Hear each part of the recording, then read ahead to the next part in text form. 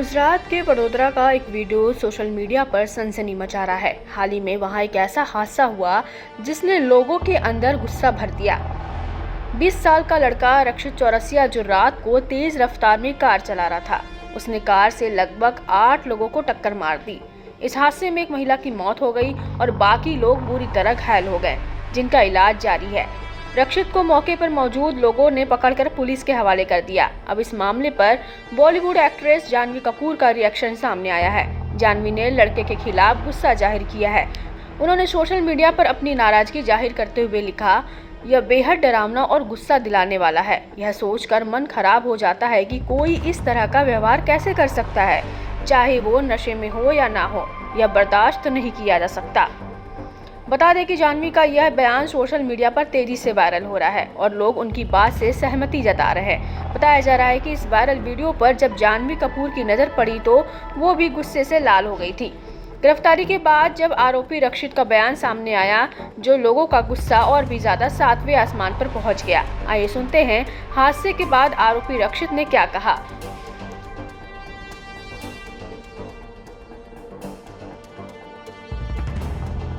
आए थे और क्या हुआ था? सर मैं वहाँ सूर्यशेखर से निजामपुरा वापस आ रहा था, बस। पूरे का क्या हुआ? किधर है? गधेड़ा सर्कल। सोसाइटी का नाम? सोसाइटी का नाम नहीं पता सर। हम लोग स्कूटी से आगे आ रहे थे, एक क्योंकि कारेली बाग चौराहे पे चौकड़ी पे आप देखेंगे कि गड्ढा हुआ है, और हम लोग जब राइट लेने का स्पेस था उस टाइम एक स्कूटी थी और एक कार था। उसके बाद जैसे ही हम लोग अंदर घुसे तो कार छू गई और एयरबैग खुल गया। जैसे ही एयरबैग खुला कुछ आगे का दिखा नहीं और गाड़ी अपने आप ही डीरेल हो गई। कितनी स्पीड में थी गाड़ी? 50 की स्पीड में तो आराम से थी। बंदे नहीं दिखाई दिए। 7 बंदे थे ही नहीं उस टाइम, एक स्कूटी थी और एक कार थी, बंदे तो वहाँ पे थे ही नहीं। वही तो बात है, मुझे कुछ आइडिया नहीं। उसके बाद हम लोग सीधे इधर आके कुछ पता ही नहीं चला क्या हुआ। सूरज के घर आपने पार्टी किया था? नहीं, कुछ नहीं किया था। सीधे वहाँ से निकल उसको छोड़ा था, होलिका दहन के लिए हम लोग गए थे। तो आपने दारू किया था? नहीं, कुछ नहीं पिया था मैंने। गांजा कहाँ लिया था? सर मैंने कहीं कुछ नहीं किया था। और आपको सर कितने जब बताया आपको 8 लोग? सर मुझे अभी जस्ट पता चला है और मुझे कोई आइडिया कल तक भी नहीं था, क्योंकि मुझे बताया गया था, मुझे पता नहीं था। लेकिन मुझे आज सर ने बताया कि एक लोग की डेथ हो गई है और कुछ लोग इंजर्ड हैं। और ऐसा दुख मनाने का ऐसा कुछ नहीं सर। मैं सबसे पहले उनकी फैमिली से मिलना चाहूँगा, क्योंकि मेरी गलती है। अगर वो चाहेंगे कि जो वो चाहेंगे वही होना चाहिए। अपने पिताजी क्या करते हैं? सर मेरे पिताजी बिजनेसमैन है। कहाँ पे? वो बनारस में ही है। क्या बिजनेस? क्या बिजनेस है? हम लोग का नल का बिजनेस है। नल का बिजनेस। नल? और मदर क्या करती है?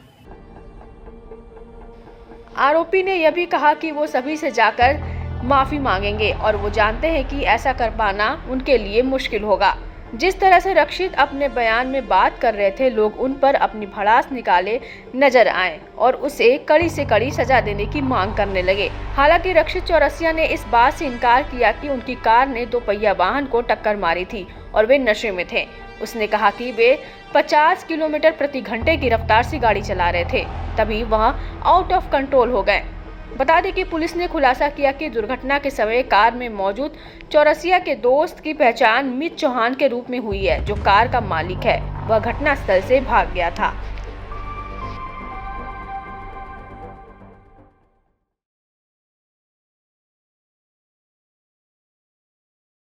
कारेलीबाग पुलिस स्टेशन लिमिट में जो रोड एक्सीडेंट के किस्सा बना था, उसके अनुसंधान में पुलिस इन्वेस्टिगेशन प्रगति में है।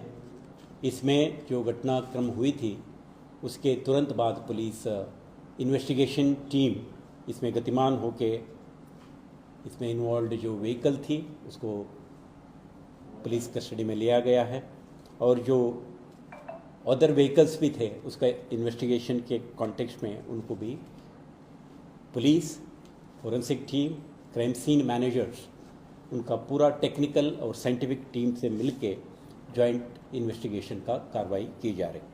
अभी तक जो इंसिडेंट के अनुसंधान में जो स्थलों पर में से जो फिज़िकल एविडेंसेस मिलते हैं, प्लस फोरेंसिक कॉन्टेक्स्ट में टायर मार्क्स, उसका जो ब्रेकिंग मार्क्स, इम्पैक्ट पॉइंट्स, वो सब को डिटेल्ड इन्वेस्टिगेशन में डिटेल्ड एक्सरसाइज किया जा रहा है।